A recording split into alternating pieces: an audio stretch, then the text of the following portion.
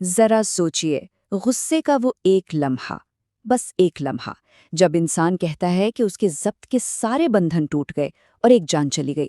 اس کے بعد عدالت، اور وہاں ایک دفاع پیش کیا جاتا ہے، ایک ایسی دلیل جو کہتی ہے کہ وہ غصہ معقول تھا۔ آئیے آج انصاف کے اسی اندھے کونے کی کہانی سنتے ہیں۔ تو سوال یہ ہے، کیا غصہ واقعی کبھی معقول ہو سکتا ہے؟ کیا کسی کا غصہ اتنا جائز ہو سکتا ہے کہ وہ کسی کی جان لے لے اور قانونوں سے رعایت دے؟ یہی وہ سوال ہے جو ہمارے معاشرے کے اخلاقی پیمانوں کو جانچتا ہے۔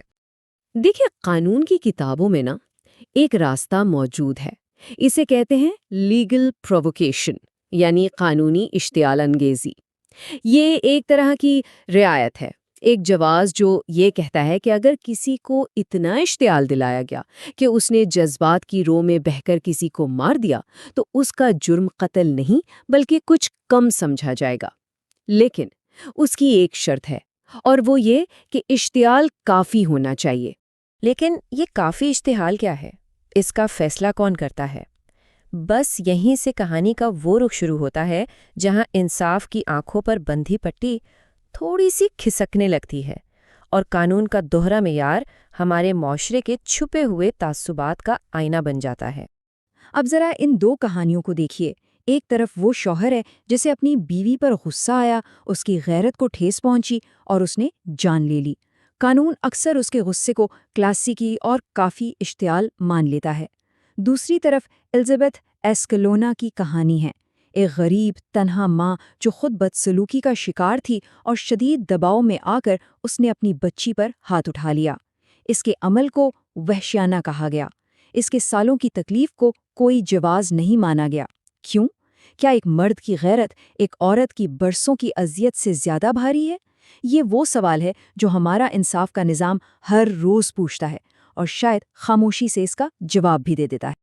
تو اصل بات یہ ہے کہ جس سے ہم معقول یا ریزنیبل کہتے ہیں، وہ کوئی مطلق سچائی نہیں ہے۔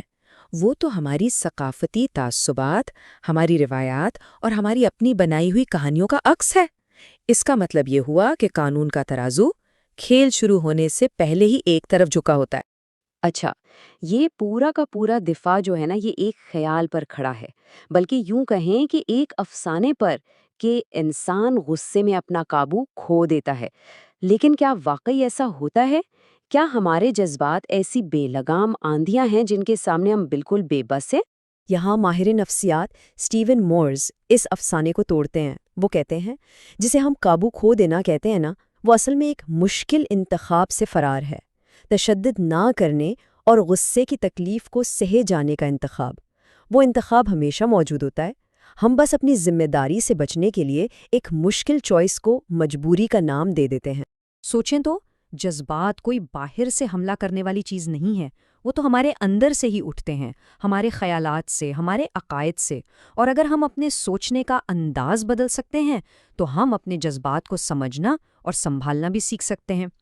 غصہ ایک رد عمل ہو سکتا ہے بالکل، لیکن تشدد وہ ہمیشہ ایک انتخاب ہوتا ہے۔